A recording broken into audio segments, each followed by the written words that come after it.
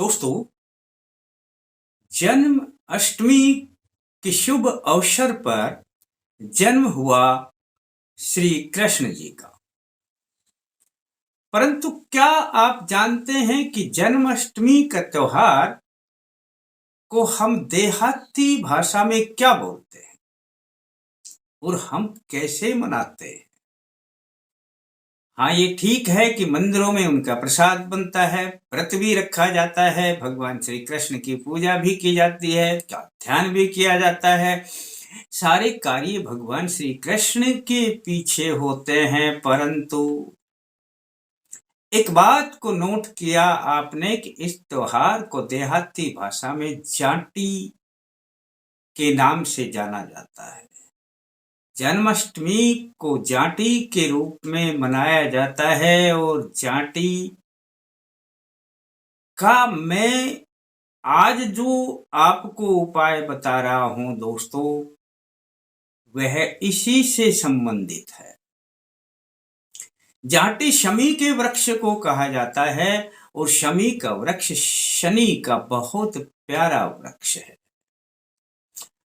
और यह जो जाटी का वृक्ष है दोस्तों, जानते हो कि कभी पहले अकाल पड़ जाया करता था तो इसी के पत्ते चरा करके पशुओं का निर्वाह किया जाता था। इसके पत्ते खाने में बड़े स्वादिष्ट होते हैं और पशुओं का भरण पोषण भी करते हैं। परंतु दोस्तों, चलता फिरता पशु कोई इसे नष्ट न करे, इसके लिए यह अपने पास में बड़े नुकीले कांटे रखता है और थोड़ी थोड़ी दूरी पे ही कांटे मिल जाते हैं। यानी कि इसकी पत्तियों को नष्ट करना इतना आसान नहीं हुआ करता है। ये कुदरत का करिश्मा है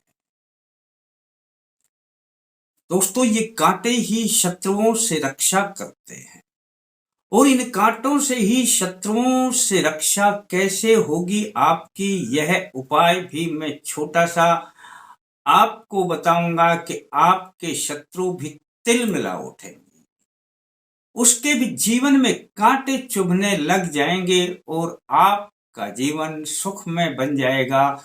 दोस्तों, शत्रुओं से बचने का ये एक बहुत बड़ा उपाय है। आपका शत्रु आपको परेशान नहीं करेगा, वह स्वयं में ही परेशान हो जाएगा जैसे उसके जीवन में अब 1000 कांटे चुभने लग गए हो। जीवन कांटों की तरह ही उसका चलने लगेगा। और दोस्तों, उपाय बड़ा आसान हुआ करता है, यह भी आप जानते हैं। मैं सत्यनारायण शर्मा जय माता दी बोलते हुए अल्टीमेट ज्ञान में आपका हार्दिक स्वागत करता हूं। दोस्तों, बस आपने करना क्या है, इस वृक्ष शमी वृक्ष यानी जाटी वृक्ष के अपने 7 कांटे लेकर के आने हैं। कांटे आप सुविधाजनक तरीके से तोड़ ना सकें तो टहनी ही तोड़ लाएं, उसमें बहुत से कांटे होते हैं, रख लेना अपने घर पे। शनिवार के दिन दोस्तों इस प्रयोग को करना है आपने, और आपने शनिवार को यह सूर्य जब अस्त हो जाए उसके बाद इस प्रयोग को करना है। आप पूरब की ओर मुख करके बैठ जाएं और नीचे अपना आसन बिछा लें। और दोस्तों, अब आपने एक सफेद कागज पर लिखना है शत्रु का नाम। काले स्केच पेन से लिख सकते हैं, काले पेन से लिख सकते हैं, काजल से लिख सकते हैं, तवे की कालस में पानी डाल करके काली स्याही से लिख सकते हैं। आप काले रंग की स्याही से किसी भी प्रकार से शत्रु का नाम लिखते हैं। दोस्तों, नाम केवल एक ही लिखना है बस। दोस्तों, अब यह नाम लिखने के बाद आपने दोस्तों करना क्या है, अपने सामने कागज रहेगा, चाहे जमीन पे ही पड़ा रहने दे, कोई टेंशन ना ले, पर आप आसन पे रहें। अपने पास में जो छड़ी लेकर के आए थे दोस्तों, उसमें से कांटे अगर नहीं निकलते हैं, अलग होते हैं, तो किसी भी चाकू या कैंची से काट करके उसके साइड में से कांटा भी रह जाएगा, उसकी थोड़ी लगी हुई टहनी भी रह जाएगी, कोई दिक्कत नहीं है दोस्तों। आपने एक कांटा अब ले लेना है और हाथ में लेकर के दोस्तों ओम शम शनिश्चराय शत्रुनाशाय हुम फट, बस दोस्तों यह बोल करके इस कांटे को जहां शत्रु का नाम लिखा है उसमें चुभो देना है। नाम का अक्षर आपने लिखा है, उसके नाम के अक्षर पे कहीं पे भी चुभो दें, चाहे 2-4 कांटे उसमें चुभ जाएं, आगे पीछे भी चुभ जाएं, ऊपर नीचे तो कोई फर्क नहीं है, पर उसमें 2-4 कांटे तो चुभ ही दें उस नाम पे। एक मंत्र बोला और एक कांटा चुभो दिया और दूसरा मंत्र ऐसे ही बोल करके फिर दूसरा कांटा चुभो दिया। इसी प्रकार से दोस्तों 7 बार 7 मंत्र बोलने हैं और 7 कांटे आपने चुभो देने हैं इस कागज के ऊपर जहां नाम लिखा है। दोस्तों कागज को फोल्ड कर लेना, घर से बाहर अब चले जाना, कहीं पे भी गंदा नाला बहता हो, गंदी नाली बहती हो, जहां कीचड़ हो, गड्ढा हो, कूड़ा हो, करकट हो, कहीं पे कुछ भी हो दोस्तों, वहां पर इसे अच्छी प्रकार से फोल्ड करके डाल देना।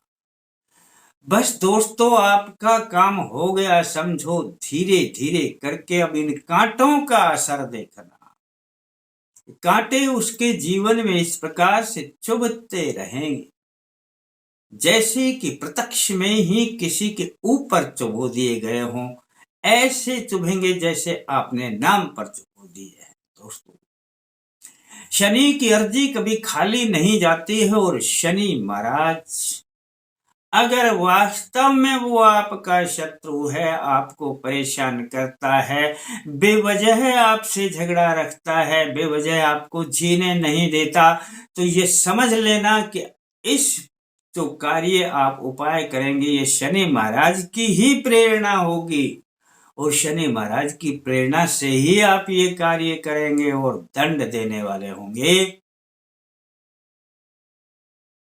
शनि भगवान। बस दोस्तों एक बार की क्रिया पूर्ण हुई,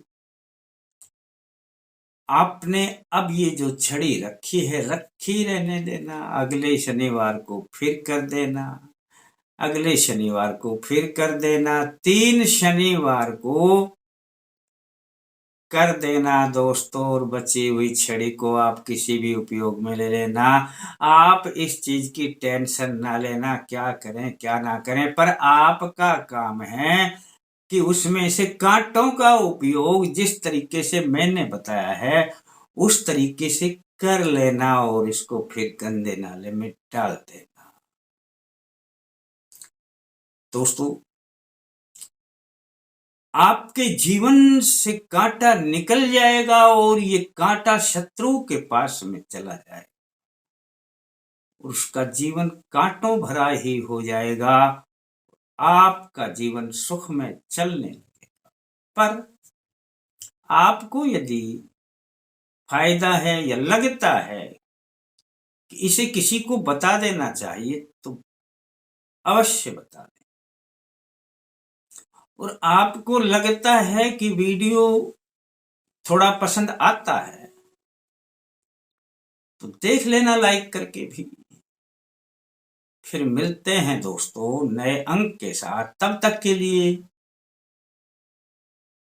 जय माता दी।